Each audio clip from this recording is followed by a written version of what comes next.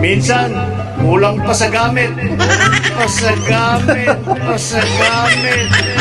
Nung opening ceremony ng palarong pambansa, ay may mga kabataan atleta sa likod ko habang ako'y nag-speech kung ano-ano mga mukha ang kanilang ginawa.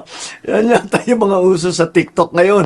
Nais kong pasalamatan ang lahat ng tumulong na ay sa katuparan ang palarong ito. Kung Sandro, baka pwede natin mahanap itong mga batang ito para makilala naman natin.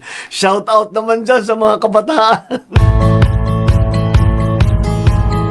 Itong mga nakaraang linggo ay marami tayo mga pinagtuunan na pansin sa mga serbisyo ng pamahalaan. Mga bagay na may dalang direktang ginhawa sa ating mga kababayan. Yan lang naman ang pangunahing direksyon na inilatag natin sa ating kabinete. Paano ba natin pagiginhawain ang buhay ng bawat Pilipino? Di man perpekto at marami pang kailangan ayusin.